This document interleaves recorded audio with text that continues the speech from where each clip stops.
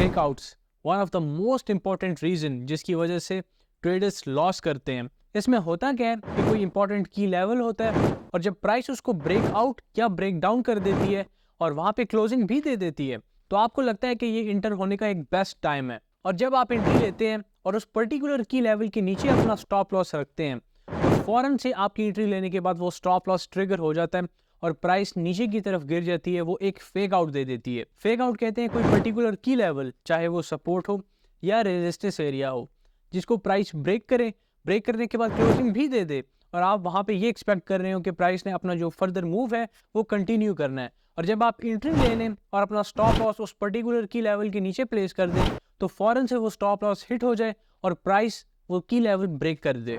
आज की क्लास में जानेंगे कि आखिर वो कौन से मेथड्स हैं जिनकी हेल्प से आप फेक आउट को प्रिडिक्ट कर सकते हैं, जान सकते हैं कि इस वक्त मार्केट करंट सिचुएशन में फेक आउट दे रही है। फेक आउट को आइडेंटिफाई करने के दो इंपॉर्टेंट तरीके हैं, एक आरएसआई की डाइवर्जेंस को देखना और दूसरा वॉल्यूम की कंफर्मेशन। जो पहला तरीका है आरएसआई का, उस पर मैंने एक डेडिकेटेड वीडियो आप लोगों के लिए बनाई है, मैं डिस्क्रिप्शन में उसका लिंक भी दे दूंगा, आप पहले उसे जाके देख लें। और आरएसआई की जब आपको डाइवर्जेंस फाइंड करना आ जाएगा, फिर आपको समझ आ जाएगी कि किस तरह मार्केट अब पर्टिकुलर सिचुएशन में फेक आउट दे सकती है। जो दूसरा मेथड है वो वॉल्यूम कंफर्मेशन का है, यानी एक पर्टिकुलर की लेवल है, चाहे वो रेजिस्टेंस हो चाहे वो सपोर्ट हो, जब प्राइस उसको ब्रेक कर रही हो तो एक वॉल्यूम के साथ ब्रेक करे, यानी ब्रेक करते हुए हमें ये पता हो कि जो ब्रेक कर रहे हैं बायर्स हो या सेलर्स हो वो रियल हैं। फेक आउट से बचने के लिए आप वॉल्यूम कंफर्मेशन किस तरह ले सकते हैं, जानेंगे हम आज की वीडियो में। विदाउट एनी फर्दर ड्यू जाते हैं स्क्रीन पे और करते हैं फेक आउट्स को आइडेंटिफाई। फेक आउट आइडेंटिफाई करने के लिए मुझे आपको समझाना होगा कि वॉल्यूम काम किस तरह करता है। आपने सबसे पहले यहाँ इंडिकेटर्स पे आ जाना है और इंडिकेटर्स पे आ जाने के बाद आपने वॉल्यूम का इंडिकेटर सेलेक्ट करना है। आपने सिंपली वॉल्यूम टाइप करना है और कोई वॉल्यूम प्रोफाइल या कोई और इंडिकेटर नहीं, नॉर्मल वॉल्यूम का इंडिकेटर आपने इसे चूज़ कर लेना है और आपके पास ये आ जाएगा। अब यहाँ पे आप देखें तो ये आपको नीचे कैंडल्स दिखा रहा है वॉल्यूम की। आप सबसे पहले यहाँ टॉप लेफ्ट पे देखें तो आपके पास नंबर शो हो रहे होंगे।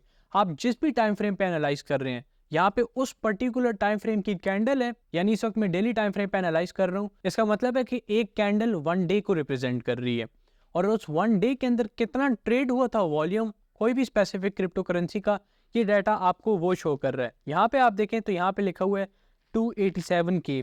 मैं अगर इस कैंडल पे ले आऊँ, इस पर्टिकुलर कैंडल पे, अब आप वॉल्यूम देखें 52.3K, यानी 52,300 बिटकॉइंस इस पर्टिकुलर डे में ट्रेड हुए थे। अब ट्रेड होने का मतलब है कि बाय हुए थे और सेल हुए थे, क्योंकि बहुत से जो ट्रेडर्स हैं वो इसको इस तरह कंफ्यूज कर जाते हैं कि उनको लगता है कि वॉल्यूम ज़्यादा होने का मतलब है कि बायर्स ज़्यादा मौजूद है। तो इसका हरगिज़ ये मतलब नहीं होता, बल्कि इसका मतलब ये होता है कि उस पर्टिकुलर टाइम फ्रेम में बाइंग एंड सेलिंग ज़्यादा हुई। अगर तो अब ब्रेकआउट के वक्त वॉल्यूम ज़्यादा था, अब हम वहाँ पे कहेंगे कि जो बायर्स थे वो ज़्यादा थे as compare to sellers. Similarly break down के वक्त अगर सेलिंग वॉल्यूम ज़्यादा था, हम वहाँ पे कहेंगे कि जो सेलर्स हैं वो ज़्यादा थे एज कम्पेयर टू बायर्स।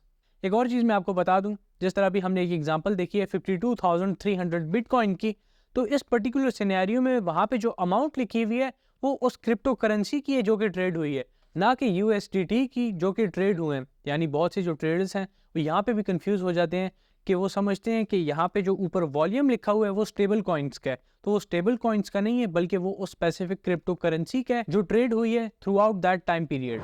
इसको मैं जूम करता हूँ और आपको एक चीज़ दिखाता हूँ। आप यहाँ देखें, ये जो आपको नीचे कैंडल्स नज़र आ रही हैं ये वॉल्यूम की कैंडल्स हैं और उसके साथ आपको एक वाइट लाइन नज़र आ रही होगी। आप चाहें तो इसको ऐड कर सकते हैं, चाहे तो नहीं कर सकते। मैं पर्सनली इसको रखता हूँ क्योंकि ये मूविंग एवरेज है, यानी जो कैंडल्स होती हैं उनकी जो क्लोजिंग प्राइस होती है ये उनकी क्लोजिंग प्राइस को ऐड करके अपना डाटा निकालती है। और इस वक्त मैंने इसकी जो लेंथ है वो 20 रखी हुई है, यानी जो लास्ट 20 कैंडल्स थी ये उनका एवरेज निकाल के हमें बताएगी कि जो करंट कैंडल है क्या वो लास्ट 20 कैंडल से इन एवरेज ज़्यादा वॉल्यूम रख रही है या नहीं। यहाँ पे आप जाएं सेटिंग में और सेटिंग में जाने के बाद आप सिंपली इनपुट में वैल्यू चेंज भी कर सकते हैं। मैं इसको लास्ट 20 ही रहने दूंगा क्योंकि हमें लास्ट 20 कैंडल से पता चल जाएगा कि मार्केट में वॉल्यूम इस वक्त करंट कैंडल में है या नहीं है। मैं आपको एक एग्जांपल दिखाता हूँ। आप यहाँ पे देखें तो हमारे पास एक रेजिस्टेंस एरिया था ये पर्टिकुलर जगह में, और इस रेजिस्टेंस एरिया को प्राइस ने ब्रेक किया। अब जो देखने की चीज़ है वो ये कि किस तरह वॉल्यूम ने रिएक्ट किया। आप यहाँ पे देखें, प्राइस ने पहले जब इसको टेस्ट करने गई इस रेजिस्टेंस को, हमारे पास वॉल्यूम जो है 20 पीरियड मूविंग एवरेज से ज़्यादा था। अब दोबारा जब प्राइस इसको टेस्ट करने गई आप देखें तो जो वॉल्यूम है वो हमारे पास यहाँ पे कम हो रहा है, यानी वॉल्यूम नीचे की तरफ आ रहा है। जो बायर्स हैं दोबारा उसी रेजिस्टेंस लेवल पे वो ज़्यादा पावर नहीं दिखा रहे हैं। इसका मतलब है कि जो बायर्स का इंटरेस्ट है वो कम होता जा रहा है। आप देखिए दोबारा जो है मार्केट नीचे आई और फिर से इस एरिया को जाके प्राइस ने टेस्ट किया, और यहाँ पे अब आप दोबारा से वॉल्यूम देखें कि इस पर्टिकुलर जगह में जहाँ पे प्राइस ने ब्रेकआउट दिया हमारे पास वॉल्यूम मिसिंग था, यानी जहाँ पे प्राइस ने ब्रेकआउट किया वहाँ पे वॉल्यूम ही मौजूद नहीं था लास्ट प्रीवियस 2 टाइम्स के मुकाबले में, जहाँ पे वॉल्यूम आहिस्ता आहिस्ता कम हो रहा था।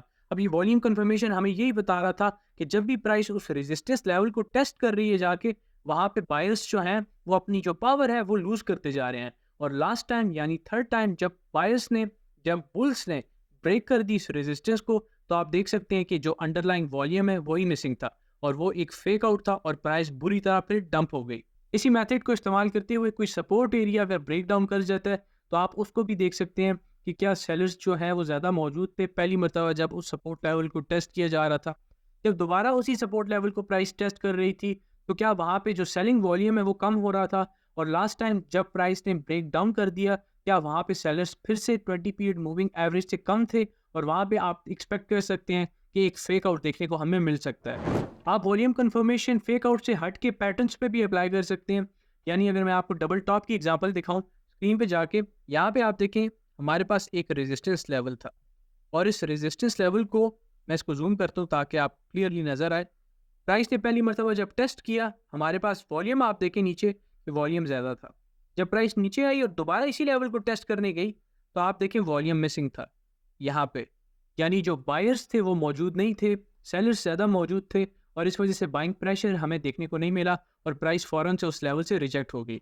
रिजेक्ट होने के बाद अब आप देखें ये जो नेक लाइन है, जो सपोर्ट एरिया है, प्राइस ने इसको यहाँ पे ब्रेक किया और ब्रेक करते हुए आप देखें जो 20 पीरियड मूविंग एवरेज है वॉल्यूम उससे ज़्यादा था, यानी जो बायर्स हैं वो रियल नहीं थे, इसीलिए मार्केट फ़ौरन रेजिस्टेंस से रिजेक्ट होगी। जबकि सेलिंग के वक्त जो सपोर्ट एरिया ब्रेक हो रहा था उसमें रियल सेलर्स मौजूद थे। इसी तरह फॉलिंग वेज पैटर्न या कोई और पैटर्न है वो अगर ब्रेकआउट कर रहा है या ब्रेक डाउन कर रहा है, वॉल्यूम की कंफर्मेशन के साथ आप देख सकते हैं कि क्या वो रियल ब्रेकआउट है या वो एक फेक ब्रेकआउट है।